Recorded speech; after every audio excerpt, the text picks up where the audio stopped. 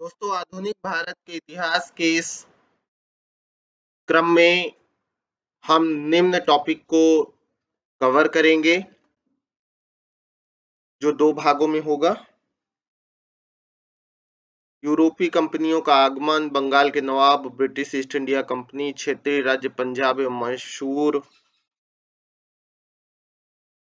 Governor general, भू राजस्व व्यवस्था, धन का बहिर्गमन सिद्धांत, 1857 की क्रांति, अन्य आंदोलन, आधुनिक भारत में शिक्षा का विकास, आधुनिक भारत में प्रेस का विकास, सामाजिक एवं धार्मिक सुधार आंदोलन, कांग्रेस से पूर्व स्थापित राजनीतिक संस्थाएं, भारतीय राष्ट्रीय कांग्रेस, भारत में क्रांतिकारी आंदोलन, भारत से बाहर क्रांतिकारी गतिविधियां, बंगाल का विभाजन, स्वदेशी आंदोलन, कांग्रेस अधिवेशन, मुस्लिम लीग, मार्ले मिंटो सुधार, होम रूल लीग आंदोलन, गांधी जी एवं उनके प्रारंभिक आंदोलन, किसान आंदोलन, किसान सभा, ट्रेड यूनियन, साम्यवादी दल, रॉलेट एक्ट, जालियांवाला बाग हत्याकांड, खिलाफत आंदोलन, असहयोग आंदोलन, Swaraj party, Simon commission, Congress Lahore अधिवेशन, पूर्ण स्वराज प्रस्ताव,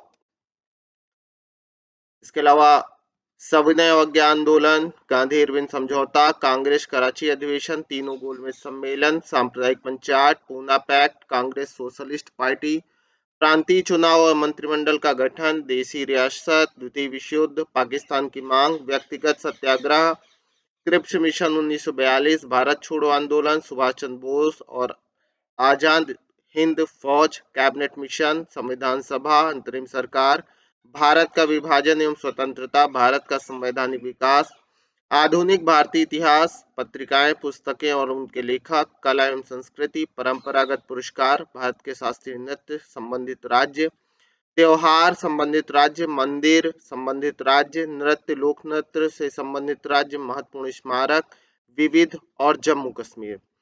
ये सारे टॉपिक हम दोस्तों कवर करेंगे, जिसमें पहला दो पार्ट में विभाजित होगा। पहले पार्ट में यहाँ तक अगर देखा जाए तो असहयोग आंदोलन या रॉलेट एक्ट तक की चीजों को कवर करेंगे। सेकेंड पार्ट में इसके बाद की सारी चीजें होंगी, बाद में कंबाइंड वीडियो भी आपको कंप्लीट मिलेगा। खास करके इसमें अगर देखा जाए तो घटना चक्र का जो चित्रात्मक प्रस्तुति है उसको मैंने आधार बनाया है आपके प्रेजेंटेशन के लिए।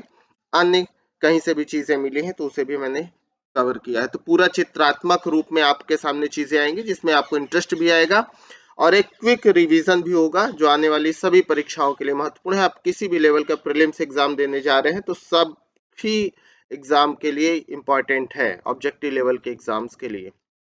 तो चलिए शुरुआत करते हैं बिना देरी के हुए। पहला पार्ट, पहले पार्ट में अगर बात करते हैं तो यूरोपीय कंपनियों का आगमन, इसमें भी अगर बात सबसे पहले पुर्तगालियों की बात करते हैं। पुर्तगालियों की बात करें तो वास्को डी गामा 1498 ईस्वी में भारत आया था। भारत के लिए नए समुद्री मार्ग की खोज इसी ने किया था, वास्को डी गामा ने। अहमद इब्न मजीद इसका सहायक था। कौन था? अहमद इब्न मजीद इसका सहायक था। कालीकट के शासक जमोरिन द्वारा स्वागत किया गया। काली मिर्च के व्यापार से लगभग 60 गुना से अधिक का मुनाफा इसने प्राप्त किया था। किसने? पुर्तगाली ने। तो अगर आप आईएएस प्रीलिम्स एग्जाम देने जा रहे हैं, UP PCS, MP PCS, Bihar PCS देने जा रहे हैं, तो ये दो बातें जरूर रखिएगा, तीन बातें याद रखिएगा कि नया समुद्री मार्ग खोजा, अहमद इब्न मजीद इसका सहायक था और कालीकट के शासक जमोरिन ने इसका स्वागत किया था। इसके बाद फ्रांसिसो द अल्मीडा की बात करें तो भारत में प्रथम पुर्तगाली वायसराय के रूप में आया एवं गवर्नर बनकर के 1505 ईस्वी में आया। ब्लू वाटर पॉलिसी या शांत जल की नीति का प्रतिपादक किसी को माना जाता है? फ्रांसिस्को द अल्मीडा को। हिंद महासागर में प्रभुत्व की स्थापना के लिए इसने यह कार्य किया था। अल्फांसो द अल्बुकर्क की बात करते हैं तो भारत में पुर्तगाली शक्ति का वास्तविक संस्थापक इसी को माना जाता है, अल्फांसो द अल्बुकर्क को। 1510 ईस्वी में बीजापुर के शासक यूसुफ आदिल शाह से गोवा छीना इसने।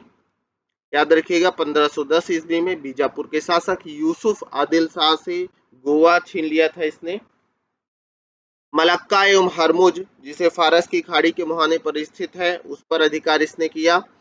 कोचीन भारत में प्रथम यूरोपीय एवं पुर्तगाली दुर्ग का निर्माता 1503 ईस्वी में अल्फांसो द अल्बुकर्क को ही माना जाता है, जो कोचीन में पहली फैक्ट्री स्थापित किया था। इसने दुर्ग का निर्माण किया था। इसके बाद पुर्तगालियों के बाद अंग्रेजी ईस्ट इंडिया कंपनी की बात करते हैं तो 1599 ईस्वी में इंग्लैंड में एक मर्चेंट एडवेंचर्स नामक दल का द्वारा स्थापना की गई। दिसंबर 1600 ईस्वी में महारानी एलिजाबेथ प्रथम द्वारा कंपनी को पूर्व के साथ व्यापार करने के लिए 15 वर्षों के लिए अधिकार पत्र दिया गया। भारत का तत्कालीन मुगल बादशाह इस समय अकबर था, यानी अकबर के समय ही आपकी अंग्रेजी ईस्ट इंडिया कंपनी का गठन हुआ। 1611 ईस्वी में कंपनी द्वारा सर्वप्रथम अस्थायी कारखाना मसूलीपट्टनम में स्थापित किया गया, जहां पर तत्कालीन मुगल शासक जहांगीर था। तो मसूलीपट्टनम में तत्कालीन मुगल शासक जहांगीर के समय सर्वप्रथम अस्थायी कारखाना 1611 में ईस्ट इंडिया कंपनी द्वारा स्थापित किया गया। 1613 ईस्वी में सूरत में अंग्रेजों का प्रथम स्थायी कारखाना स्थापित हुआ। तो याद रखिएगा, पहला कारखाना में, लेकिन वह स्थायी था। स्थायी कारखाना सूरत में 1613 ईस्वी में अंग्रेजों ने स्थापित किया।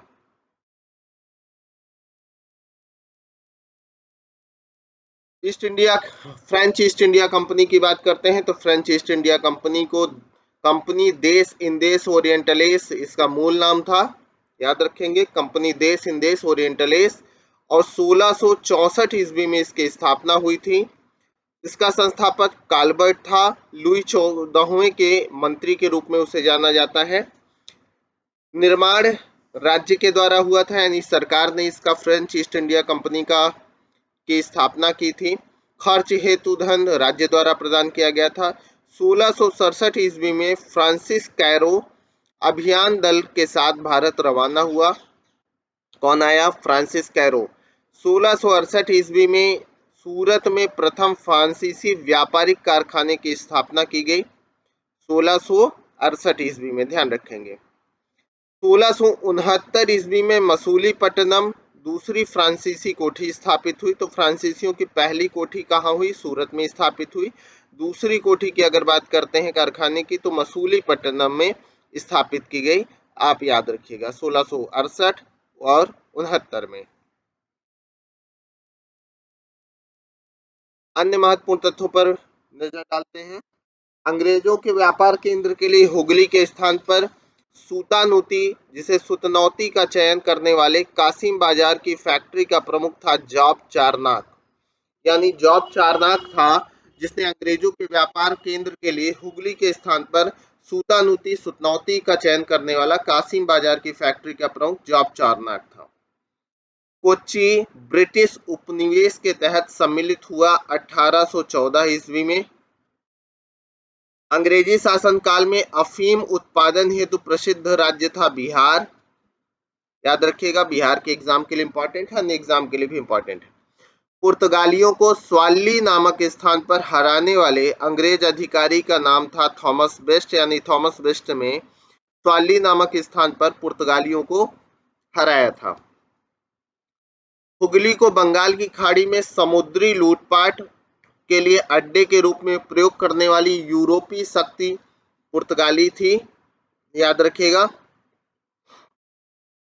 यानी हुगली को पूरी तरीके से समुद्री लूटपाट के लिए प्रयोग करने वाली कंपनी पुर्तगाली थी। यूरोपीय व्यापारिक कंपनियों के भारत आने का क्रम कौन कौन सा है? सबसे पहले पुर्तगीज आए, यानी पुर्तगाली, फिर डच, डचों के बाद अंग्रेज, फिर डेन, और लास्ट में फ्रांसीसी आए। तो याद रखिएगा, पुर्तगाली, डच, अंग्रेज, डेन और फ्रांसीसी। तो पुड अंडेफ्रा, इस प्रकार से आप याद रख सकते हैं, पुर्तगाली, डच, अंग्रेज, डेन और फ्रांसीसी। अन्य मुद्दे पर नजर डालते हैं। भारत में सबसे पहले आने वाले 1498 में तथा सबसे अंत में जाने वाले 1961 में व्यापारी शक्ति पुर्तगाली थी। याद रखिएगा, बिहार के राजेश कुमार जी ने जब खास करके केबीसी जीता था तो यह प्रश्न पूछा गया था। यूरोपीय शक्तियों में सर्वप्रथम भारत में सामुद्रिक व्यापारिक केंद्र स्थापित करने वाले पुर्तगाली व्यापारी थे। पुर्तगालियों ने अपनी दूसरी फैक्ट्री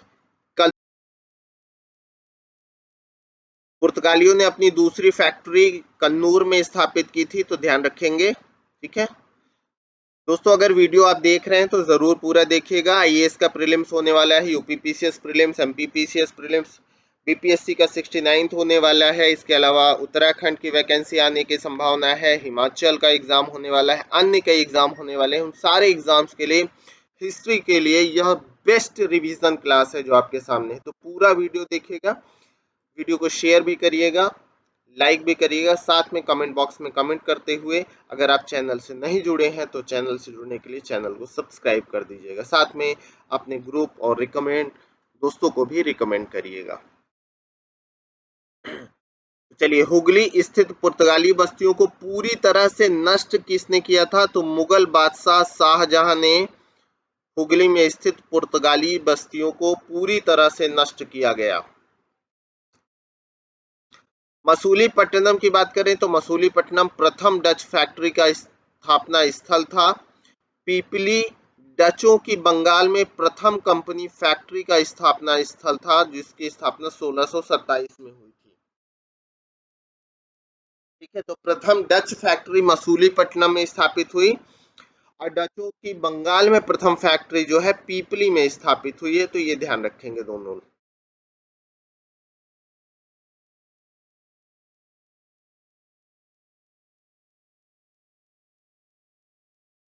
विभिन्न यूरोपीय कंपनियों की स्थापना वर्ष पर एक नजर डालते हैं। तो एस्तादो द इंडिया पुर्तगाली कंपनी थी, 1498 ईस्वी में गठित हुई। The governor and company of merchants of London trading into East ईस्ट इंडीज अंग्रेजी ईस्ट इंडिया कंपनी थी, 1599 ईस्वी में गठित हुई। 1602 ईस्वी में Vereenigde the Oost Indies company Dutch East India company थी जो गठित हुई 1602 में, Vereenigde the Oost Indies company.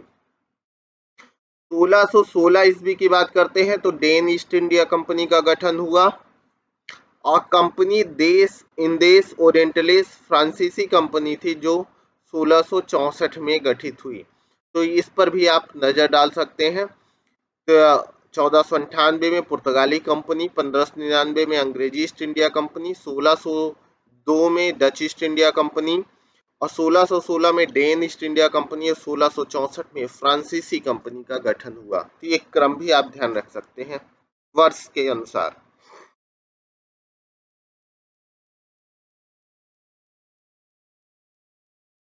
महत्वपूर्ण संधियों पर एक नजर डालते हैं। सबसे पहले बात करते हैं इलाहाबाद की संधि। इलाहाबाद की प्रथम संधि की अगर बात किया जाए तो 12 अगस्त 1765 को हुई इलाहाबाद की प्रथम संधि।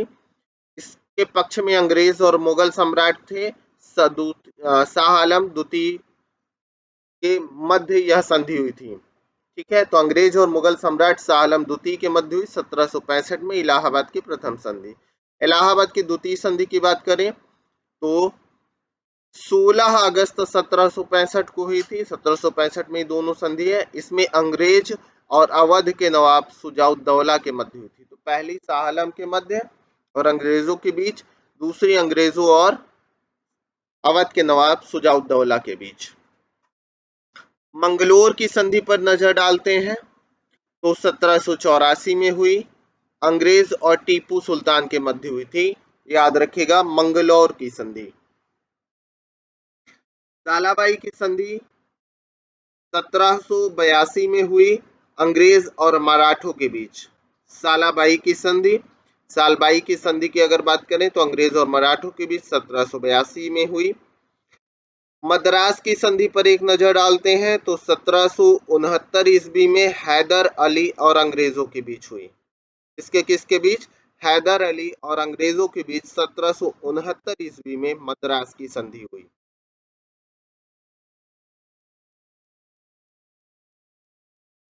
प्रमुख डच व्यापारिक केंद्र कौन कौन से थे? तो अहमदाबाद, नागपट्टनम, चिंसुरा, मसूलीपट्टनम, सूरत, पीपली, भरूच, आगरा और कोचीन, ये प्रमुख डच व्यापारिक केंद्र थे। एक बार फिर से सुन लीजिएगा, ध्यान रखेंगे या नोट कर लीजिएगा कहीं।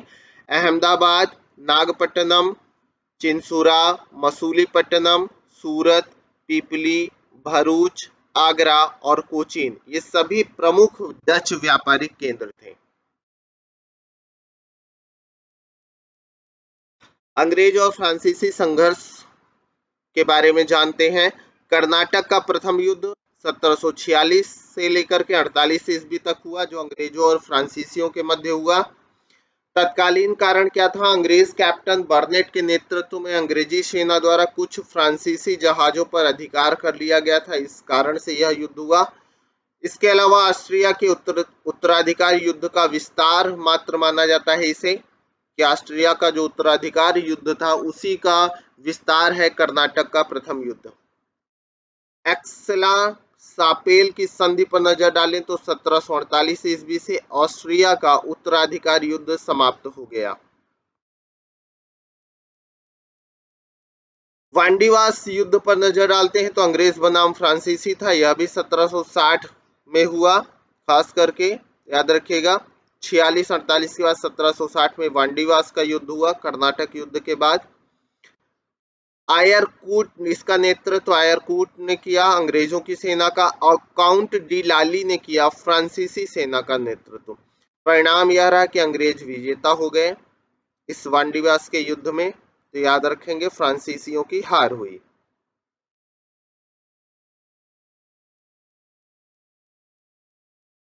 कुछ महत्वपूर्ण वर्ष पर नजर डालते हैं। 1534 ईस्वी की बात किया जाए तो गियासुद्दीन महमूद शाह बंगाल का शासक था। इसने सतगांव, चटगांव में पुर्तगालियों को फैक्ट्री स्थापित करने की अनुमति दी थी। किसने? गियासुद्दीन महमूद शाह ने। 1534 में बंगाल का शासक था।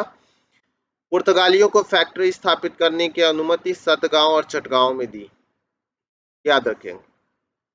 1529 से 1538 ईस्वी तक नीनो डी कुन्हा पुर्तगाली गवर्नर बना। कौन?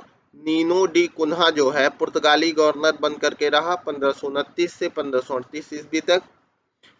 1505 ईस्वी की अगर बात किया जाए तो फ्रांसिसो द अल्मीडा, जिसने अंजीदीव, कन्नानौर या कन्नूर में पुर्तगाली दुर्गों का निर्माण किया। किसने पुर्तगाली दुर्गों का निर्माण अंजीदीव और कन्नूर में किया? तो फ्रांसिस्को द अल्मीडा ने किया, याद रखिएगा फ्रेंड्स। इसके अलावा वर्ष 1961 की बात कर लेते हैं। तो वर्ष 1961 में मैनुअल एंटोनियो वस्सालो अ सिल्वा गोवा का पुर्तगाली गवर्नर जनरल बना। मैनुअल एंटोनियो वस्सालो अ सिल्वा। और पुर्तगाली शक्ति का भारत से पलायन इसी समय 1961 में हुआ, याद रखेंगे। तो सबसे लास्ट में जाने वाले पुर्तगाली ही थे भारत से, याद रखिएगा, पुर्तगीज ही सबसे बाद में गए। 1661 ईस्वी की बात करते हैं तो 1661 ईस्वी में चार्ल्स द्वितीय इंग्लैंड के सम्राट बने, और जिनका विवाह कैथरीन के पुर्तगाली राजकुमारी थी उनसे तय हुआ। विवाह में दहेज में बंबई प्राप्त हुआ और चार्ल्स द्वितीय को यह मिला बंबई। और 1668 ईस्वी में, यानी 1661 ईस्वी में उन्हें बंबई दहेज में प्राप्त होता है। 1668 ईस्वी में चार्ल्स द्वितीय द्वारा बंबई को 10 पाउंड वार्षिक किराए पर ब्रिटिश ईस्ट इंडिया कंपनी को दे दिया, यानी मुंबई पर 1668 ईस्वी में किसका अधिकार हो गया? तो ब्रिटिश ईस्ट इंडिया कंपनी का अधिकार हो गया है। चार्ल्स द्वितीय का विवाह जब पुर्तगाली राजकुमारी कैथरीन के साथ हुआ। अन्य विविध तथ्यों पर विचार करते हैं। रणजीत सिंह ने तोपें, गोला और बारूद बनाने के कारखाने स्थापित किए थे लाहौर तथा अमृतसर में। आमेर के सवाई जयसिंह ने यूक्लिड के रेखा गणित के तत्वों का अनुवाद कराया था संस्कृत भाषा में। श्रृंगेरी मंदिर में शारदा देवी की मूर्ति निर्माण हेतु धन देने वाले मुस्लिम शासक का नाम था टीपू सुल्तान, यानी टीपू सुल्तान ने श्रृंगेरी मंदिर में शारदा देवी की मूर्ति निर्माण हेतु धन देने वाले मुस्लिम शासक के रूप में जाने गए। लॉर्ड हेस्टिंग्स ने पेशवाई को समाप्त किया 1818 ईस्वी में। द द पायनियर समाचार पत्र का प्रारंभ 1865 ईस्वी में इलाहाबाद से किया गया था। जॉर्ज एलन ने, किसने किया था? जॉर्ज एलन ने द पायनियर समाचार पत्र 1865 में शुरू किया था। 1878 ईस्वी में देसी भाषा वर्नाकुलर प्रेस अधिनियम से बचने के लिए रातों रात अंग्रेजी भाषा में रूपांतरित की गई पत्रिका का क्या नाम था? अमृत बाजार पत्रिका। महत्वपूर्ण इंफॉर्मेशन है, कई बार एग्जाम में पूछा है दोस्तों, याद रखिएगा कि अमृत बाजार पत्रिका को रातों रात एक भाषा से दूसरी भाषा में परिवर्तित किया गया था, वर्नाक्यूलर प्रेस एक्ट से बचने के लिए।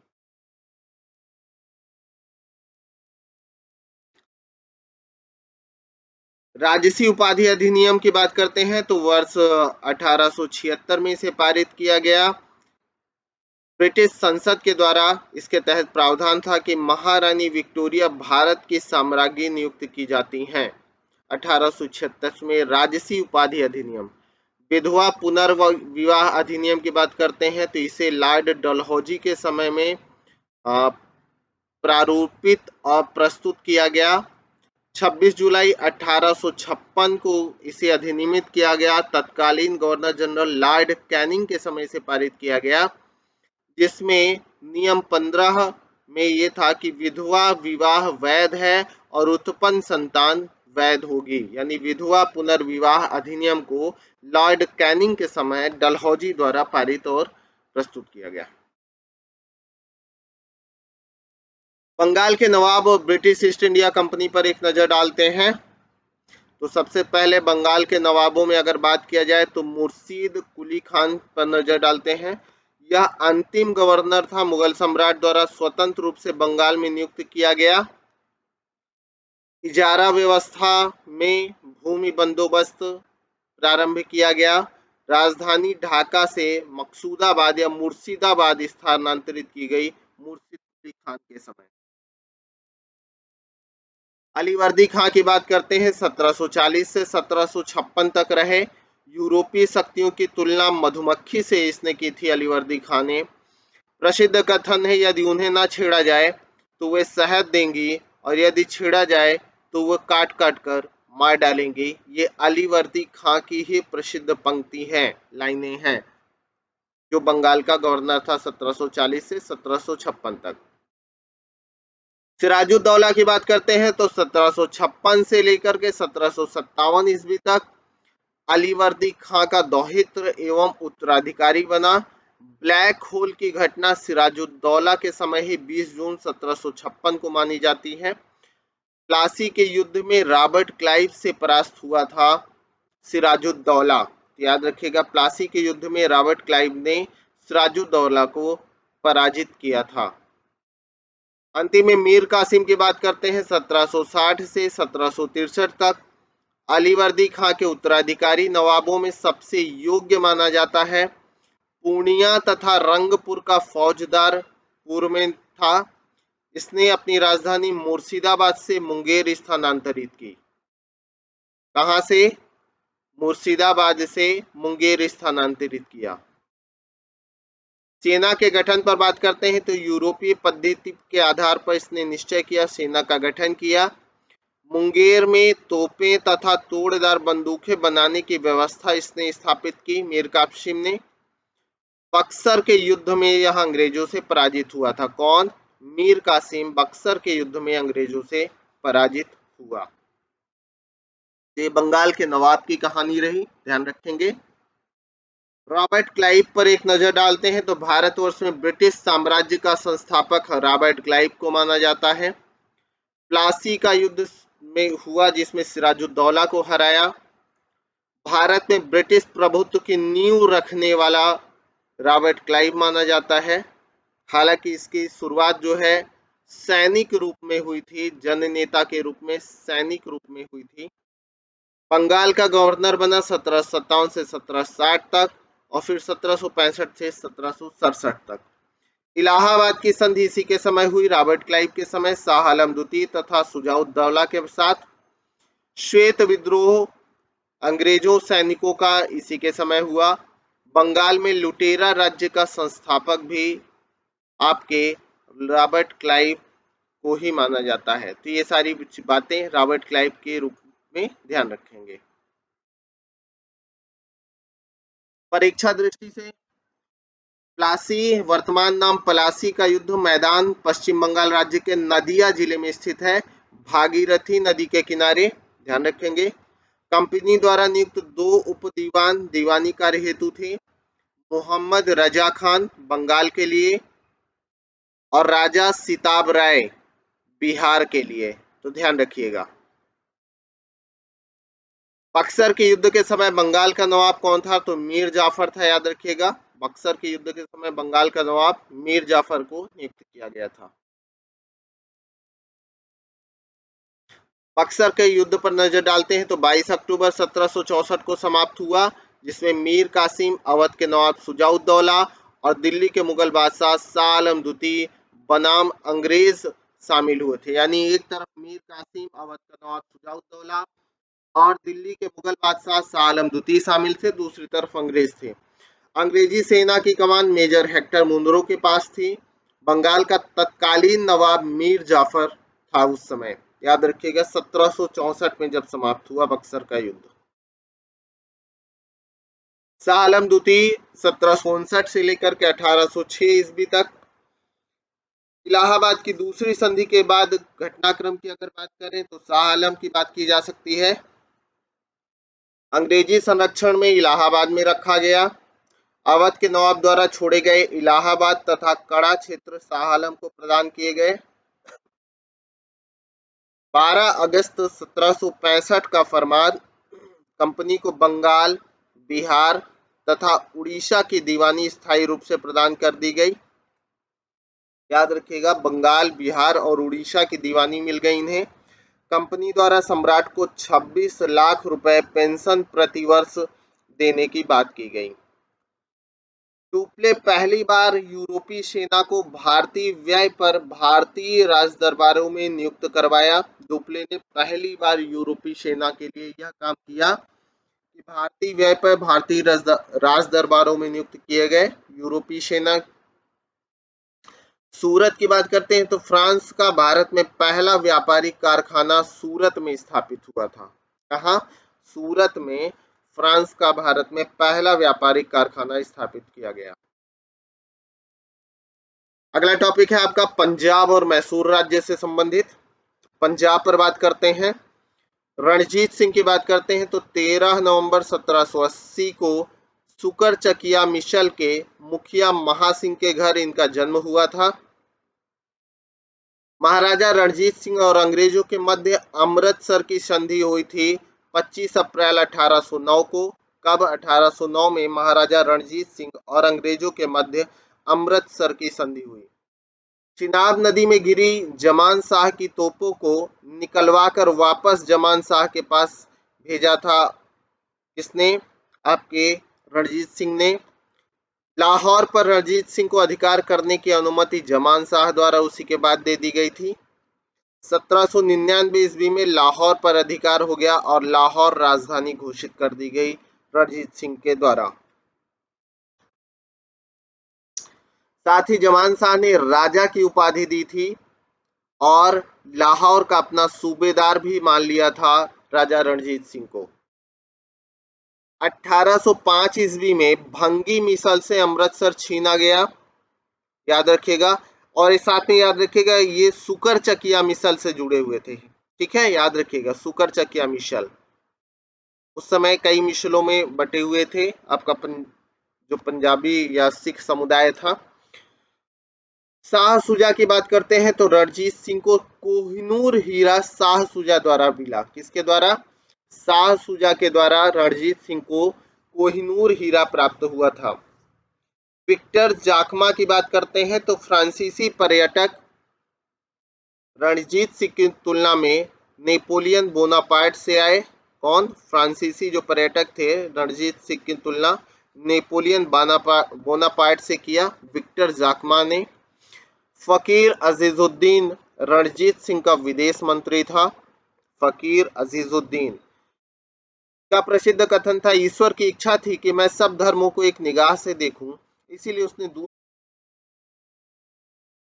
अगला राज्य है आपका मैसूर। मैसूर में सबसे पहले नजर डालते हैं प्रथम आंग्ल मैसूर युद्ध पर। इसकी समयावधि थी 1767 से लेकर के 1769 ईस्वी। हैदर अली बनाम अंग्रेजों के बीच हुआ। इसमें विजेता हैदर अली रहे, यानी प्रथम आंग्ल मैसूर युद्ध में हैदर अली विजेता बना। तत्कालीन अंग्रेज गवर्नर थे वेरेल्स्ट।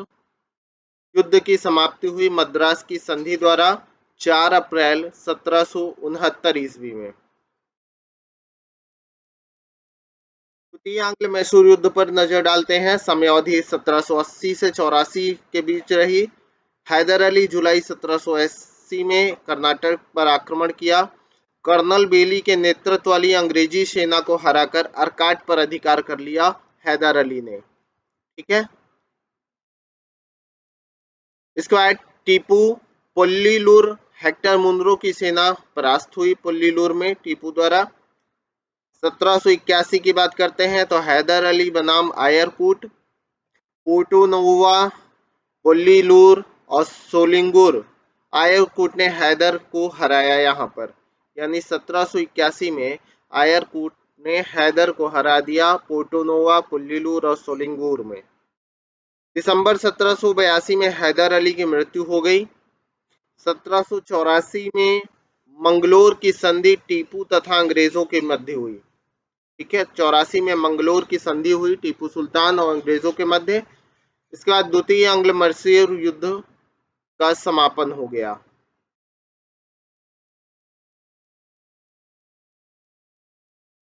तृतीय आंग्ल मैसूर युद्ध पर बात करते हैं तो समयावधि 1790 से लेकर के 92 ईस्वी तक।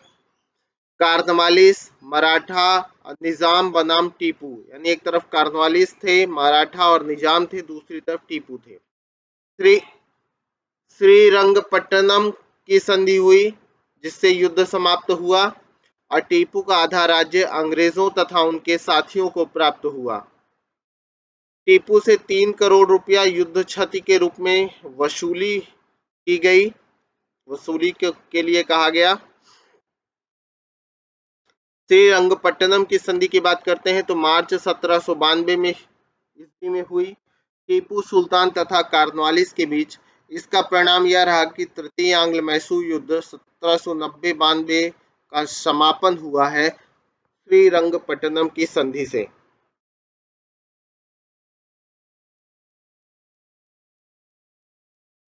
चतुर्थ आंग्ल मैसूर युद्ध पर नजर डालते हैं। 1799 ईस्वी में टीपू की मृत्यु हुई। अंग्रेजी सेना का नेतृत्व वेलेजली और स्टुअर्ट ने किया। वेलेजली और स्टुअर्ट ने अंग्रेजी सेना का नेतृत्व किया था और 1799 ईस्वी में टीपू की मृत्यु हो गई। अन्य महत्वपूर्ण तथ्यों पर नजर डालते हैं। टीपू सुल्तान ने श्रीरंगपट्टनम को अपनी राजधानी बनाया तथा यहीं पर जैकोबिन क्लब की स्थापना किया था। मैसूर विजय की खुशी में आयरलैंड के लॉर्ड समाज द्वारा वेलेजली को प्रदत्त उपाधि थी मार्क्विस की। और चतुर्थ आंग्ल मैसूर युद्ध के बाद अंग्रेजों ने मैसूर की गद्दी पर पुनः अडयार वंश के एक बालक कृष्ण राज को बिठा दिया तथा कनारा, कोयम्बटूर और श्रीरंगपट्टनम को अंग्रेजी राज्य में मिला दिया। गवर्नर, गवर्नर जनरल और वायसराय पर नजर डालते हैं। 1740 से 1765 तक कंपनी का भारतीय रियासतों से समानता के लिए संघर्ष हुआ और 1765 से लेकर के 1813 ईस्वी तक सुरक्षा प्रकोष्ठ नीति या घेरे की नीति को अपनाया गया। 1813 से लेकर के 1857 तक अधीनस्थ पार्थक्य की नीति को अपनाया गया और 1858 से लेकर के 1935 ईस्वी तक अधीनस्थ संघ की नीति का संचालन ब्रिटिशर्स द्वारा किया गया। 1935 से लेकर के 1947 ईस्वी के मध्य बराबर के संघ की नीति का पालन हुआ। याद रखेंगे, सबसे पहले समानता का संघर्ष के लिए संघर्ष, दूसरा, सुरक्षा या प्रकोष्ठ की नीति 1765 से लागू हुई, 1813 तक चली। फिर अधीनस्थ पार्थक्य की नीति 1813 से 1857 तक। फिर अधीनस्थ संघ की नीति 1858 से लेकर के 1935 ईस्वी तक हुई। फिर बराबर के संघ की नीति 1935 से 1947 ईस्वी तक हुई। ये ध्यान रखेंगे। वारेन हेस्टिंग्स की बात करते हैं तो बंगाल में द्वैध शासन की समाप्ति इसी के समय घोषणा की गई। स्थानांतरण राजकीय कोषागार मुर्शिदाबाद से कलकत्ता स्थापित की गई। विचार समस्त भूमि शासक की होगी, यह विचार प्रस्तुत किया गया। परीक्षण और अशुद्धि की बात करें तो राजस्व सुधारों की बात किया गया। 1774 ईस्वी में बंगाल का प्रथम गवर्नर जनरल नियुक्त किया गया और महाभियोग के मुकदमे का सामना भी वारेन हेस्टिंग्स को करना पड़ा। प्रमुख सहायक संधि में हैदराबाद, मैसूर, इंदौर, फिर हैदराबाद, अवध, पेशवा, भोसले और सिंधिया, यह सहायक संधि हुई। प्रमुख सहायक संधि की गई मैसूर, तंजौर, हैदराबाद, अवध, पेशवा, भोसले और सिंधिया द्वारा। ध्यान रखेंगे। लॉर्ड वेली जली के समय लॉर्ड विलियम बेंटिक की बात करते हैं तो कार्यभार जुलाई 1828 ईस्वी में अब इसने ग्रहण किया। सती प्रथा, बालिका शिशुवध को समाप्त करने के लिए प्रयत्न किया। ठगी का अंत लॉर्ड विलियम बेंटिक के समय ही हुआ है। भारतीय रियासतों के प्रति यथासंभव तटस्थता की नीति आपके विलियम बेंटिक ने अपनाया। 1833 ईस्वी में भारत का प्रथम गवर्नर जनरल नियुक्त किया गया लॉर्ड विलियम बेंटिक को। ठगों के विरुद्ध कार्यवाही में कैप्टन स्लीमैन की नियुक्ति इसने किया था। 1831 ईस्वी में मैसूर को अंग्रेजी साम्राज्य में मिला लिया गया, विलय किया गया और 1834 में कुर्ग तथा कछार का विलय किया गया आपके लॉर्ड विलियम बेंटिक के समय ही, याद रखिएगा। अफीम के व्यापार को नियमित तथा अनुपत्रित करके केवल बंबई बंदरगाह से ही निर्यात किया गया। निजाम नासिरुद्दौला के कहने पर हैदराबाद से अंग्रेज अधिकारी को वापस बुलाया गया, ये भी ध्यान रखेंगे। लॉर्ड कॉर्नवालिस की बात करते हैं। कानून की विशिष्टता का नियम भारत में लागू किया गया। कॉर्नवालिस संहिता प्रस्तुत की गई। शक्तियों के पृथक्करण पर आधारित कर और न्याय प्रशासन लागू किया गया। भारत की प्रसंविदाबद्ध सिविल सेवा का प्रारंभ इसी के समय हुआ, लॉर्ड कॉर्नवालिस के समय। 5 अक्टूबर 1805 को मृत्यु हुई। गाजीपुर में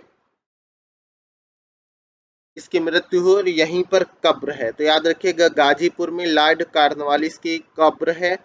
इंपॉर्टेंट है, कई बार पीसीएस के एग्जाम में पूछा है, ध्यान रखेंगे।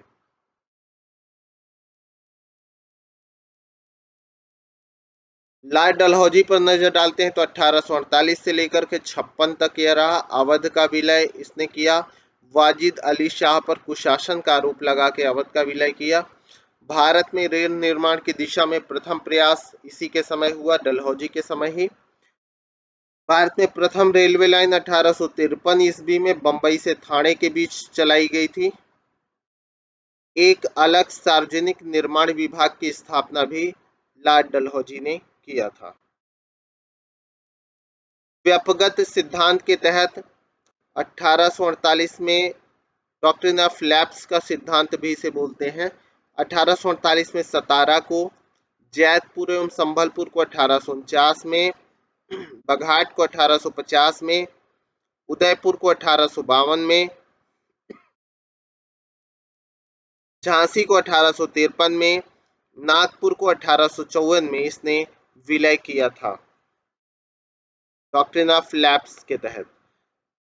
करौली 1855 ईस्वी का व्यापकगत प्रस्ताव कोर्ट ऑफ डायरेक्टर्स द्वारा अस्वीकृत किया गया था। भारत में विद्युत तार का प्रारंभकर्ता माना जाता है इसे। 1852 ईस्वी में ओ सैगनेशी विद्युत तार विभाग का अधीक्षक नियुक्त किया गया था। 1857 ईस्वी के विद्रोही का मृत्यु पूर्व कथन था कि इस तार ने हम। लॉर्ड कैनिंग ब्रिटिश भारत का प्रथम वायसराय था। 1856 ईस्वी में विधवा पुनर्विवाह अधिनियम पारित किया इसने। 1 नवंबर 1858 की अगर बात करें तो महारानी की उद्घोषणा इलाहाबाद में लॉर्ड कैनिंग द्वारा घोषित की गई। ईस्ट इंडिया कंपनी के शासन की समाप्ति। भारत के शासन को सीधे ब्रिटिश शाही ताज के अंतर्गत लाए जाने की घोषणा लॉर्ड कैनिंग ने ही किया था। मित्रों, अगर आप वीडियो देख रहे हैं तो पूरा वीडियो देखिएगा। साथ में इस चैनल से जुड़ने के लिए चैनल सब्सक्राइब जरूर करिएगा। यूपीपीसीएस प्री देने जा रहे हैं, एमपीपीसीएस प्रीलिम्स देने जा रहे हैं, आईएएस का प्री देने जा रहे हैं, बिहार का प्री देने जा रहे हैं, राजस्थान, उत्तराखंड यानी किसी भी स्टेट का प्रीलिम्स देने जा रहे हैं, तो हिस्ट्री का यह रिवीजन चित्रात्मक प्रस्तुति काफी ज्यादा महत्वपूर्ण है आपके लिए। कम समय में पूरी मॉडर्न इंडिया आप रिवाइज कर रहे हैं, तो जरूर जुड़े रहिए मेरे साथ और सफलता के लिए देखते रहिए ये सारे वीडियोस। लॉर्ड एलन बैरो पर नजर डालते हैं तो कार्यकाल 1842 से 44 ईस्वी के बीच था। दास प्रथा का उन्मूलन 1843 में लॉर्ड एलन बैरो द्वारा ही किया गया। सिंध का पूर्ण रूप से ब्रिटिश साम्राज्य में विलय 1843 में हुआ। लॉर्ड मेयो की बात करते हैं 1869 से 72। तो 1872 ईस्वी में पहली जनगणना लॉर्ड मेयो के समय हुई। अंडमान निकोबार में इसकी हत्या हो गई। प्रथम वायसराय कार्यकाल के दौरान था जिसकी हत्या की गई। शेर अली अफरीदी द्वारा हत्या की गई थी। किसके द्वारा? शेर अली अफरीदी द्वारा हत्या की गई थी लॉर्ड मेयो की।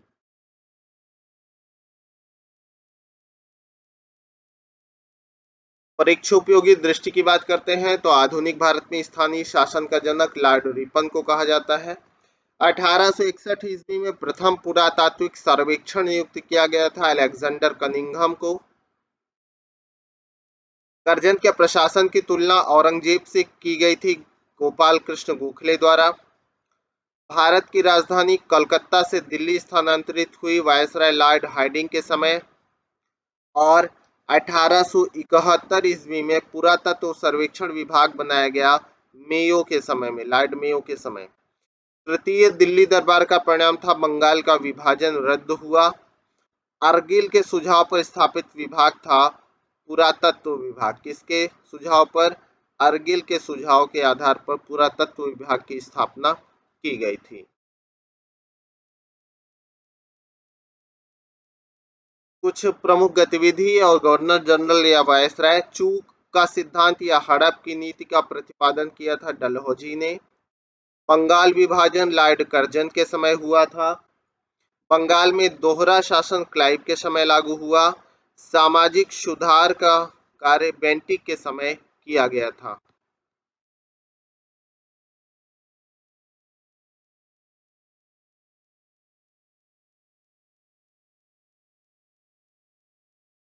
भू राजस्व व्यवस्था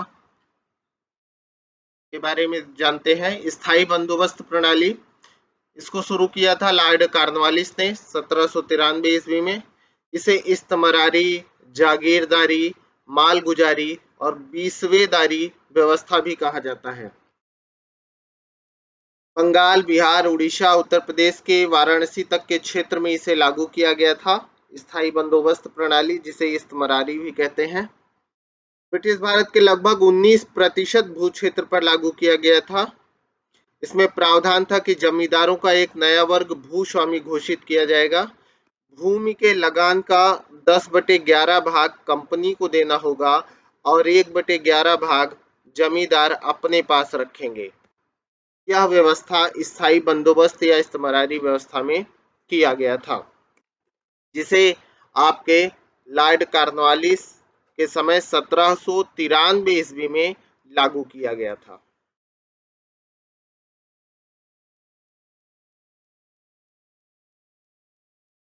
रैयतवाड़ी व्यवस्था की बात करते हैं तो रैयतवाड़ी व्यवस्था का जन्मदाता टॉमस मुनरो और कैप्टन रीड को माना जाता है। क्षेत्र की बात करते हैं तो सर्वप्रथम तमिलनाडु के 12 महल जिले में लागू किया गया। मद्रास, बंबई के कुछ हिस्से, पूर्वी बंगाल, असम तथा कुर्ग में इसे लागू किया गया। ब्रिटिश भारत के 51% भू क्षेत्र पर लागू किया गया था इसे। रैयत के लिए प्रावधान था कि भूमि के मालिकाना और कब्जादारी अधिकार प्राप्त होगा, प्रदत्त किया जाएगा। कृषक भू स्वामित्व की स्थापना होगी और उच्च लगान दर रखा जाएगा। तो यह व्यवस्था इसमें की गई थी रैयतवाड़ी व्यवस्था में। फिर से देख लीजिए, टॉमस मुनरो और कैप्टन रीड इसके जन्मदाता थे। सबसे पहले तमिलनाडु के 12 महल जिले में रैयतवाड़ी व्यवस्था लागू की गई। फिर मद्रास, बंबई के कुछ हिस्से, पूर्वी बंगाल, असम तथा कुर्ग में लागू किया गया। ब्रिटिश भारत के 51% भू क्षेत्र पर रैयतवाड़ी व्यवस्था थी। इसके तहत प्रावधान था कि भूमि के मालिकाना और कब्जादारी अधिकार प्राप्त होंगे रैयतों को और कृषक भू स्वामित्व की स्थापना की जाएगी। उच्च लगान दर निर्धारित किया जाएगा। इसके बाद महालवाड़ी व्यवस्था की बात करते हैं। प्रत्येक ग्राम अथवा महल या जागीर का एक भाग के साथ स्थापित किया जाएगा। ग्राम समाज ही सम्मिलित भूमि तथा अन्य भूमि का स्वामी होगा। उत्तर प्रदेश, मध्य प्रांत तथा पंजाब में कुछ परिवर्तन के साथ आपके महालवाड़ी व्यवस्था लागू की गई। ब्रिटिश भारत की 30% भू क्षेत्र पर लागू था। तो सर्वाधिक क्षेत्र पर रैयतवाड़ी, फिर महालवाड़ी और उसके अलावा अगर बात करें तो 19% क्षेत्र पर आपका स्थायी बंदोबस्ती प्रणाली लागू थी। तो याद रखिएगा।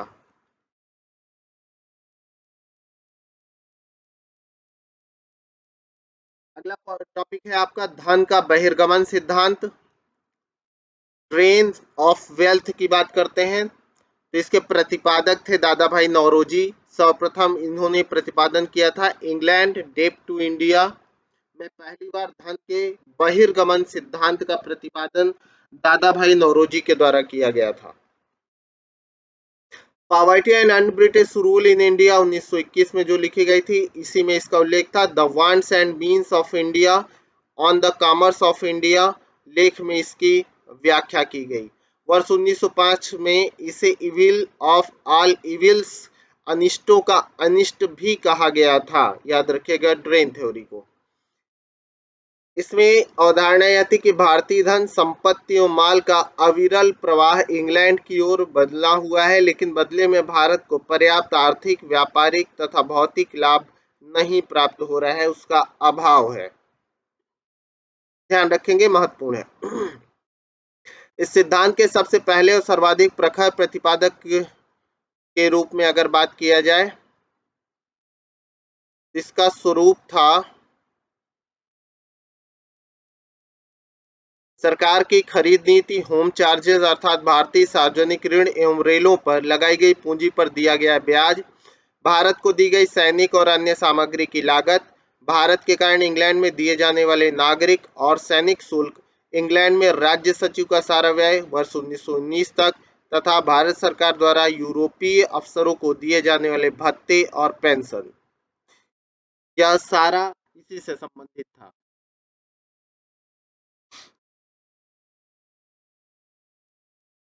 अन्य प्रतिपादन में बात करते हैं प्रतिपादक के रूप में महादेव गोविंद रानाडे 1872, रमेश चंद्र दत्त अर्थशास्त्री थे के लेख इकोनॉमिक हिस्ट्री ऑफ इंडिया में इसका उल्लेख था आरसी दत्त के।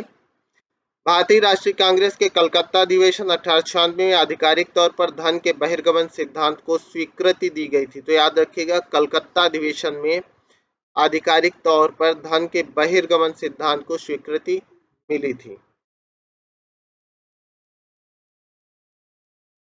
भारतीय अर्थव्यवस्था पर क्या प्रभाव पड़ रहा था उस पर एक नजर डालते हैं। तो अनौद्योगिकरण हो रहा था, भारतीय हस्तशिल्प उद्योग का ह्रास हो रहा था, भारतीय कृषि का वाणिज्यीकरण उसका प्रभाव था, किसानों को हानि, ग्रामीण में ऋणग्रस्तता में वृद्धि, गरीबी में वृद्धि, नकदी फसलों को महत्व और खाद्यान्नों में कमी हो रही थी। भारतीय अर्थव्यवस्था का ग्रामीणीकरण हो रहा था। भारत में ब्रिटिश वित्त पूंजी का आगमन, भारतीय पूंजीपतियों को हतोत्साहित किया जा रहा था, हतोत्साहन मिल रहा था। तो ये इस प्रकार से भारतीय अर्थव्यवस्था पर इसके कुप्रभाव ज्यादा थे, जो देखा जा सकता है।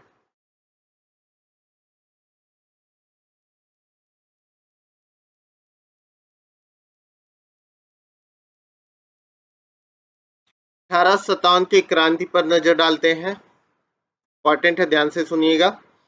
1857 की क्रांति का पहले कारण जानते हैं। कारण, सबसे शुरुआत का कारण था चर्बी वाले कारतूस। 1857 ईस्वी में बैरकपुर में सैनिकों द्वारा चर्बी वाले कारतूसों का प्रयोग करने से मना कर दिया गया, जिसमें मंगल पांडे जो थे उन्होंने एजुडेंट पर हमला कर उसकी हत्या कर दी। यह सबसे शुरुआती कारण था 1857 की क्रांति का, बैरकपुर, पश्चिम बंगाल। अन्य कारणों में राजनीतिक, सामाजिक, आर्थिक और धार्मिक कारण भी प्रमुख थे। ब्रिटिश साम्राज्य की घिनौनी नीतियों के कारण भी लोगों के मन में खटास थी, कटुता थी। तात्कालिक कारण तो आप जानते हैं, चर्बी वाले कारतूस थे। घटनाक्रम में 10 मई को मेरठ से प्रारंभ हुआ यह विद्रोह। 12 मई 1857 को विद्रोहियों का दिल्ली पर अधिकार हो गया। स्वाधीनता संग्राम के प्रतीक में कमल और रोटी को प्रतीक चिन्ह माना गया। नेतृत्वकर्ताओं में अगर बात करें तो बरेली में इसका नेतृत्व खान बहादुर ने किया, झांसी में रानी लक्ष्मीबाई ने, लखनऊ में बेगम हजरत महल द्वारा किया गया, कानपुर में नाना साहब, नाना धोंदो पंत द्वारा किया गया, जगदीशपुर में कुंवर सिंह द्वारा, असम में दीवान मनीराम दत्त द्वारा, फैजाबाद में मौलवी अहमदुल्लाह शाह द्वारा। तो ये पॉइंट जरूर ध्यान रखेंगे, इंपॉर्टेंट है, हर एग्जाम में पूछता है। कथन पर आते हैं। सर जेम्स आउट्रम और डब्ल्यू टेलर ने कहा, हिंदू मुस्लिम षड्यंत्र का या षड्यंत्र का परिणाम है यह। जॉन लॉरेंस और सीले ने कहा, केवल सैनिक विद्रोह है। टी आर होम्स ने कहा, बर्बरता और सभ्यता के मध्य यह युद्ध है। पी डी सावरकर ने स्वतंत्रता की पहली लड़ाई कहा इसे। आर सी मजूमदार ने कहा, तथाकथित प्रथम राष्ट्रीय स्वतंत्रता संग्राम न प्रथम, न राष्ट्रीय और न ही स्वतंत्रता संग्राम है। इस प्रकार से इन महत्वपूर्ण कथनों पर भी आप नजर डालेंगे। पुस्तक की बात करते हैं तो वी डी सावरकर ने लिखा है the Indian War of Independence 1857। S N Sen ने 1857 लिखा है। सर सैयद अहमद खान ने असबाब ए बगावत ए हिंद लिखा। आर सी मजूमदार ने द सिपाही mutiny and the rebellion of 1857 लिखा। अंग्रेज समर्थक प्रमुख शासक में ग्वालियर के सिंधिया थे, इंदौर के होलकर, हैदराबाद के निजाम, जोधपुर के राजा, भोपाल के नवाब, पटियाला, नाभा और जींद के सिख शासक और कश्मीर के महाराजा। इतने लोगों ने 1857 में अंग्रेजों का साथ दिया था दोस्तों, हमारे देश के स्वतंत्रता संग्राम के सेनानियों का नहीं। इसका परिणाम क्या हुआ? भारतीय रजवाड़ों के प्रति विजय और विलय।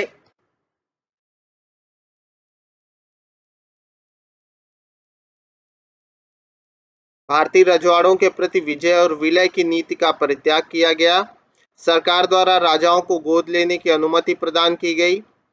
भारतीय सेना के नौ गठन के लिए पील आयोग का गठन किया गया। याद रखिएगा, एग्जाम में पूछा है कई बार। भारतीय कंपनी के शासन का समापन हो गया। भारत का शासन सीधे क्राउन के अधीन कर दिया गया। भारत में ब्रिटिश साम्राज्य के विस्तार पर रोक लग गई।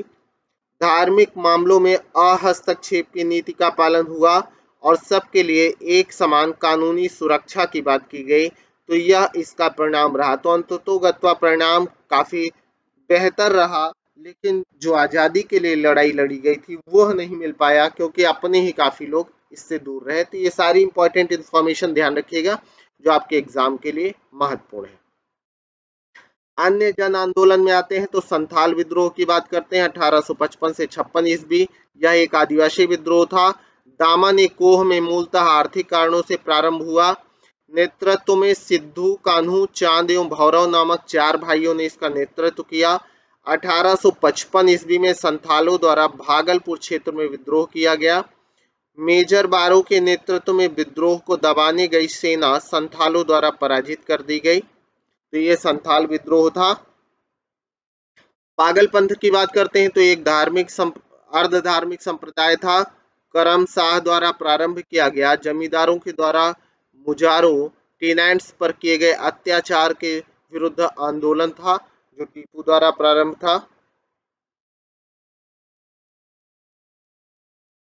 मुंडा विद्रोह की बात करें तो 1899 से लेकर के 1900 ईस्वी तक, जिसे उल गुलान या महान हलचल भी कहा जाता है, मुंडा विद्रोह को 1899 से लेकर 1900 ईस्वी के मध्य यह हुआ। बिरसा मुंडा की बात करते हैं, जिसे जगत पिता या धरती आबा कहा जाता है, इनके द्वारा यह शुरू किया गया। बोंगा अनेक देवता की पूजा को छोड़कर सिंह बोंगा एक ईश्वर की पूजा करने का आह्वान मुंडा विद्रोह में किया गया था। वहाबी आंदोलन पर अगर बात करें तो अंग्रेजी प्रभुसत्ता को सुनियोजित तथा गंभीर चुनौती क्या वहाबी आंदोलन ने। सर सैयद अहमद बरेलवी भारत में इसके प्रवर्तक थे। काबुल, उत्तर पश्चिमी सीमा प्रांत, बंगाल, बिहार, मध्य प्रांत तक में यह प्रसार क्षेत्र में फैला हुआ था। 1830 ईस्वी में बरेलवी द्वारा पेशवावर पर कब्जा कर लिया गया। बालाकोट की लड़ाई, बरेलवी की मृत्यु हो गई बालाकोट की लड़ाई में, और पटना में बरेलवी की मृत्यु के बाद आंदोलन का केंद्र पटना बना। बरेलवी की मृत्यु के बाद कर्ता में मौलवी कासिम, विलायत अली, इनायत अली और अहमदुल्ला थे। कौन कौन? मौलवी कासिम, विलायत अली, इनायत अली और अहमदुल्ला बरेलवी की मृत्यु के बाद नेतृत्व करता थे। कूका आंदोलन की बात करते हैं तो प्रारंभ 1840 में माना जाता है। भगत जवाहरमल या सियान साहब द्वारा इसे प्रारंभ किया गया। उद्देश्य था सिख धर्म में प्रचलित बुराइयों और अंधविश्वासों का अंत कर इस धर्म को शुद्ध करना। तो ध्यान रखेंगे। नील विद्रोह 1859 से 60 के बीच रहा। बंगाल के नादिया जिले के गोविंदपुर गांव से प्रारंभ हुआ था। दिगंबर विश्वास तथा विष्णु विश्वास इसके नेतृत्व करता थे। प्रसार क्षेत्र में नदिया, पाबना, खुलना, ढाका, मालदा और दीनाजपुर आदि क्षेत्र थे जहां पर इसका प्रसार था।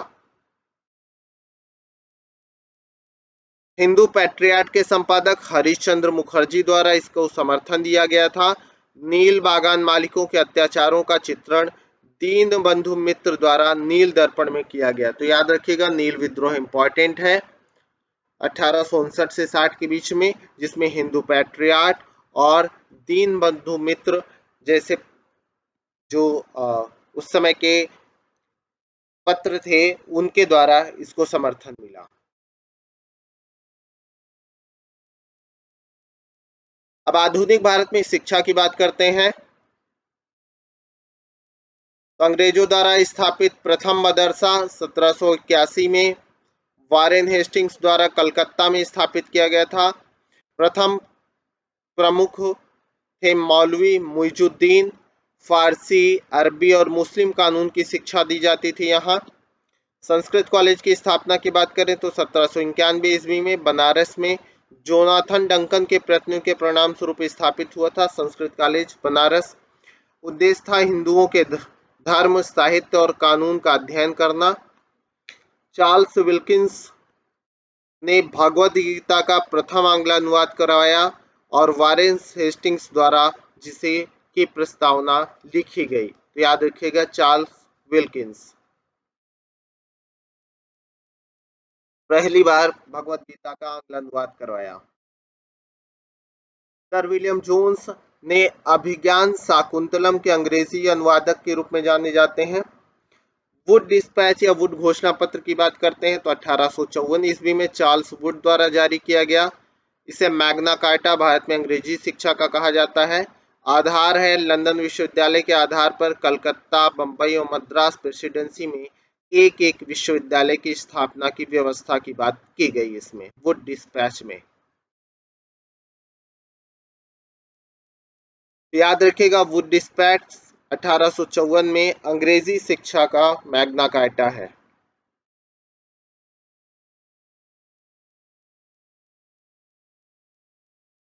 इसके बाद हंटर आयोग या कमीशन पर नजर डालते हैं। 1854 ईस्वी के पश्चात शिक्षा के क्षेत्र में हुई प्रगति की समीक्षा करने के लिए 1882 ईस्वी में नियुक्त प्राथमिक शिक्षा के सुधार एवं विकास पर विशेष जोर दिया गया। हंटर कमीशन में सैडलर आयोग की बात करें तो 1917 में कलकत्ता विश्वविद्यालय की संभावनाओं के अध्ययन तथा रिपोर्ट के लिए नियुक्त किया गया। विचार विश्वविद्यालयी शिक्षा का सुधार करना तथा माध्यमिक शिक्षा का सुधार आवश्यक माना गया।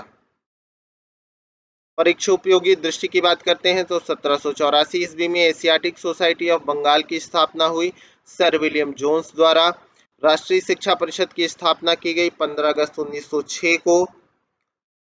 बंबई में प्रथम महिला विश्वविद्यालय की स्थापना हुई डी.के. कर्वे के प्रयत्नों से। कलकत्ता में प्रसिद्ध हिंदू कॉलेज की स्थापना की गई राजा राम मोहन राय, डेविड हेयर एवं अलेक्जेंडर डफ द्वारा। याद रखिएगा, प्रथम कलकत्ता में प्रसिद्ध हिंदू कॉलेज की स्थापना राजा राम मोहन राय, डेविड हेयर एवं अलेक्जेंडर डफ द्वारा की गई। वर्ष 1916 में बनारस हिंदू विश्वविद्यालय की स्थापना की गई मदन मोहन मालवीय द्वारा। 1896 ईस्वी में पूना विधवा गृह की स्थापना की गई डी.के. कर्वे द्वारा। याद रखिएगा, बंबई में प्रथम महिला विश्वविद्यालय भी डी.के. कर्वे के प्रयत्नों से ही बना था। तो दोनों चीजें याद रखिएगा, विधवा गृह और आपके बंबई में प्रथम महिला विश्वविद्यालय डी.के. कर्वे। आधुनिक भारत में प्रेस के विकास पर चर्चा करते हैं। बंगाल गजट की बात करें तो भारत का पहला प्रकाशित समाचार पत्र था।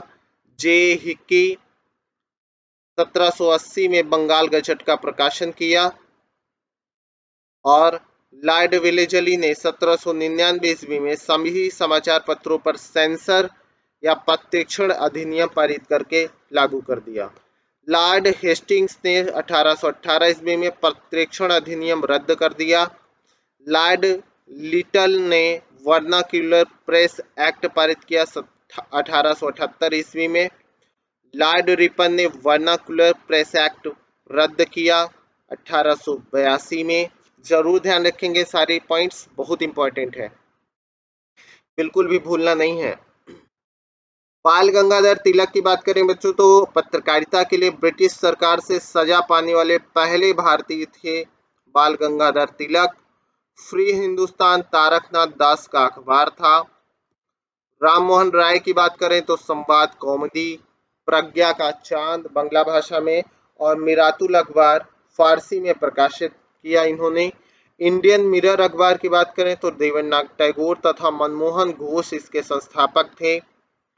गदर पार्टी की बात करें तो गदर पार्टी का प्रमुख पत्र था यह गदर साप्ताहिक पत्र था।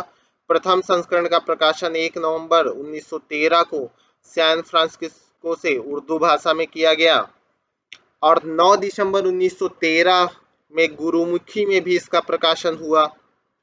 मराठी, हिंदी, अंग्रेजी एवं गुजराती में भी प्रकाशन एक अंक पख्तूनी भाषा में भी किया गया था। तो याद रखेंगे गदर पत्र के बारे में। अमृत बाजार पत्रिका की बात करें तो शिशिर कुमार घोष इसके संस्थापक थे अमृत बाजार पत्रिका के। परीक्षा उपयोगी दृष्टि की बात करते हैं तो इंडियन ओपिनियन महात्मा गांधी द्वारा प्रारंभिक पत्रिका थी। दक्षिण अफ्रीका से प्रारंभ 1903 में हुई। प्रथम संपादक थे मनसुख लाल नजर और गुजराती, हिंदी, तमिल और अंग्रेजी में प्रकाशन किया गया इसका इंडियन ओपिनियन का। द इंडियन नेशन की बात करें तो कामेश्वर सिंह इसके संस्थापक थे। रामकृष्ण पिल्लई जिनका जन्म 1878 ईस्वी में हुआ, स्वदेश वाहिनी के संस्थापक थे। गांधी जी के साप्ताहिक समाचार पत्रों में हरिजन अंग्रेजी में, हरिजन बंधु गुजराती में, हरिजन सेवक हिंदी में। तो हरिजन अंग्रेजी, हरिजन बंधु गुजराती, हरिजन सेवक हिंदी में गांधी जी द्वारा साप्ताहिक समाचार पत्र थे। इंडिपेंडेंट की बात करें तो मोतीलाल नेहरू द्वारा प्रारंभ समाचार पत्र था। बहिष्कृत भारत की बात करते हैं तो भीमराव अंबेडकर द्वारा प्रारंभ मराठी पाक्षिक था। हिंदू पैट्रियाट की बात करें तो प्रथम संपादक 1853 से 55 के बीच गिरीश चंद्र घोष थे हिंदू पैट्रियाट के। 1855 ईस्वी में संपादक हरिश्चंद्र मुखर्जी जो थे। सोम प्रकाश बंगला साप्ताहिक समाचार पत्र था जिससे ईश्वर चंद्र विद्यासागर द्वारा प्रकाशन किया गया। नील आंदोलन के किसानों के हितों को समर्थन दिया गया था इसके द्वारा। ठीक है, तो ये भी ध्यान रखेंगे सोम प्रकाश द्वारा। ये सारी चीजें आपके समाचार पत्र की भी ध्यान रखेंगे, मोस्ट इंपॉर्टेंट है। अन्य दृष्टि डालते हैं अल हिलाल जो उर्दू साप्ताहिक पत्र था, अबुल कलाम आजाद द्वारा प्रकाशित किया गया था। किसके द्वारा? अबुल कलाम आजाद द्वारा। लाला लाजपत राय की बात करें तो वंदे मातरम उर्दू दैनिक का प्रकाशन किया। द पीपुल अंग्रेजी साप्ताहिक का प्रकाशन इन्होंने किया था, लाला लाजपत राय ने। कौमी आवाज या उर्दू अखबार का प्रकाशन जवाहरलाल नेहरू एवं रफी अहमद किदवई द्वारा किया गया था। राष्ट्र गुफ्तार की बात करें तो दादा भाई नौरोजी से संबंध पत्र है। कॉमनवेल एनी बेसेंट द्वारा संपादित अंग्रेजी पत्र है। तो ये सारी चीजें भी ध्यान रखेंगे, इंपॉर्टेंट है।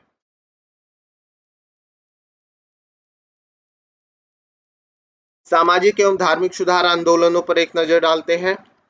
तो सबसे पहले राजा राम मोहन राय जी पर नजर डालते हैं।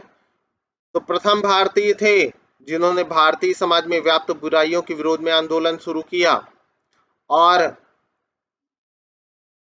इनके बारे में अगर बात किया जाए तो इन्हें विभिन्न उपाधियां दी गई। भारतीय पुनर्जागरण का पिता कहा गया, भारतीय राष्ट्रवाद का पैगंबर, अतीत और भविष्य के मध्य सेतु कहा गया, भारतीय राष्ट्रवाद का जनक, आधुनिक भारत का पिता, प्रथम आधुनिक पुरुष की संज्ञा दी गई, युग दूत की संज्ञा दी गई। ठीक है, साथ ही आत्मीय सभा की बात करें तो संस्थापक राजा राम मोहन राय थे।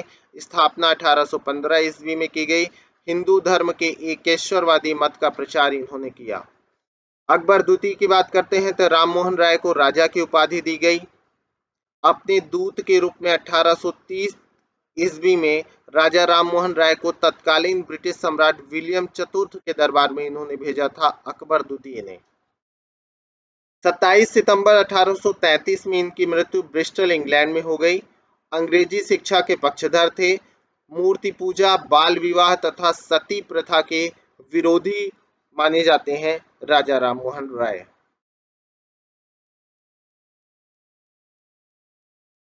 दयानंद सरस्वती जी के बारे में देखते हैं तो 1867 ईस्वी में इन्होंने पाखंड खंडनी पताका लहराया।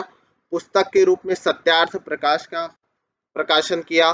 प्रसिद्ध कथन है, अच्छा शासन स्वशासन का स्थानापन्न नहीं है।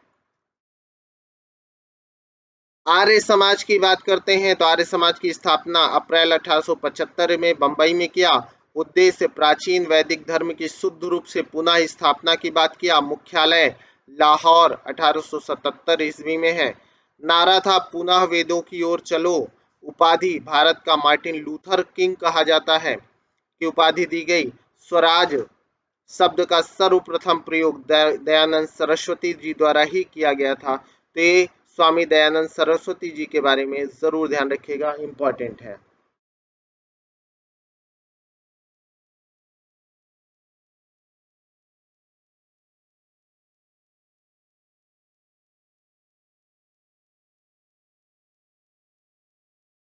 आर्य समाज का विभाजन कब हुआ? तो प्रथम गुट पाश्चात्य शिक्षा के समर्थक के रूप में लाला लाजपत राय, हंसराज प्रमुख व्यक्ति थे। दयानंद एंग्लो वैदिक कॉलेज की स्थापना इन्होंने किया था, हंसराज जी ने। ठीक है, 1892-93 में इसका विभाजन होता है आर्य समाज का। द्वितीय गुट में पाश्चात्य शिक्षा के विरोधी थे जिसमें स्वामी श्रद्धानंद, लेखराज और मुंशी राम थे जिन्होंने गुरुकुल की स्थापना की 1902 ईस्वी में। तो याद रखिएगा, पहले गुट में लाला लाजपत राय और हंसराज, दूसरे गुट में स्वामी श्रद्धानंद, लेखराज और मुंशी राम थे जिन्होंने गुरुकुल की स्थापना की।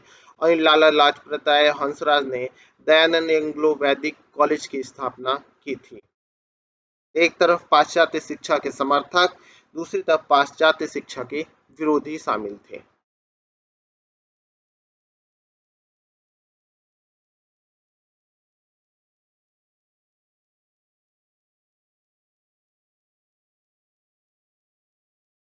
प्रार्थना समाज।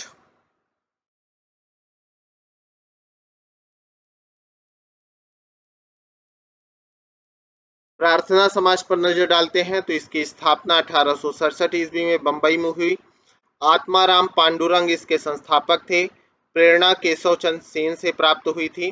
प्रमुख उद्देश्य में जाति प्रथा का विरोध, स्त्री पुरुष के विवाह की आयु में वृद्धि की बात किया गया, विधवा विवाह एवं स्त्री शिक्षा को प्रोत्साहन देने की बात आपके प्रार्थना समाज में की गई। याद रखेंगे। अन्य दृष्टि देखते हैं। देव समाज की स्थापना या संस्थापक थे शिव नारायण अग्निहोत्री।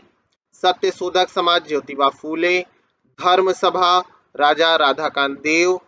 राधा स्वामी सत्संग आंदोलन तुलसीराम शिवदयाल की बात करते हैं साहब और स्वामी जी महाराज।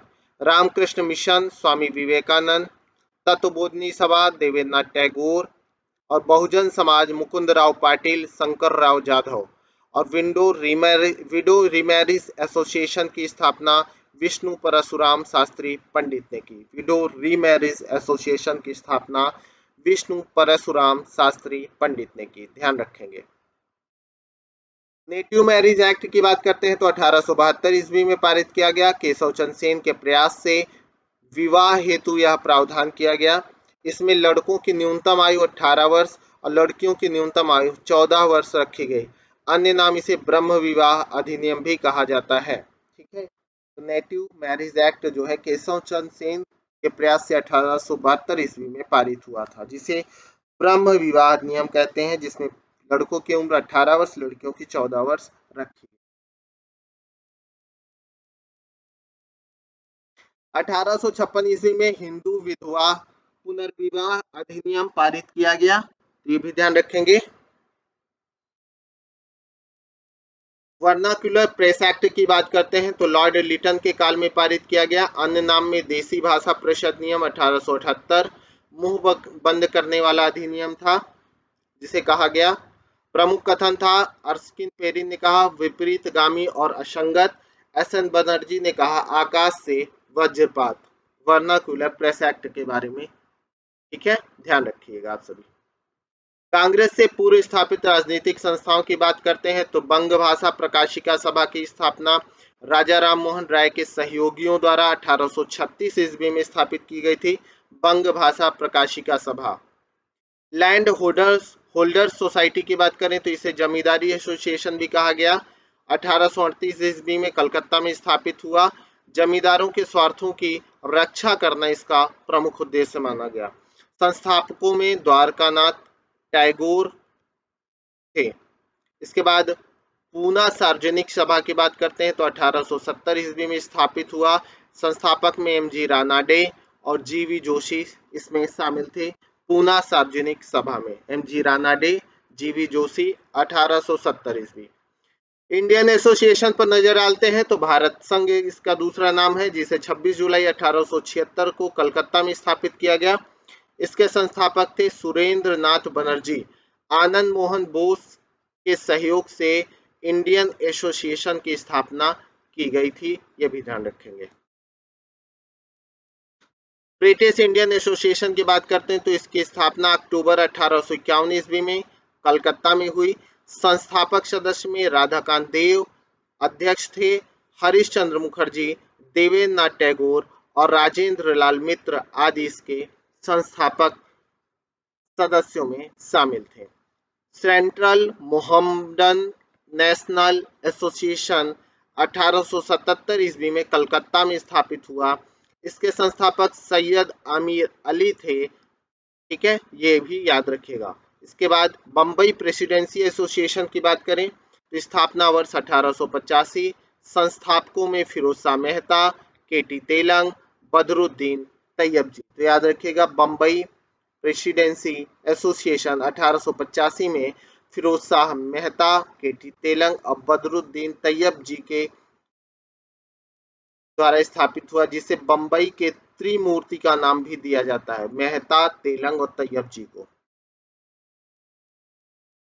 ठीक है, तो मित्रों ये पार्ट 1 रहा आपका। साथ में शीघ्र ही पार्ट 2 के साथ भी मिलते हैं। तो ये सारा वीडियो जरूर देखिएगा। वीडियो देखने के बाद इसे शेयर कर दीजिएगा, लाइक करिएगा, कमेंट बॉक्स में आप अपना सुझाव जरूर दीजिएगा। साथ ही चैनल से जुड़ने के लिए चैनल को सब्सक्राइब जरूर करिएगा। तो पढ़ते रहिए, बढ़ते रहिए और जुड़े रहिए मेरे साथ।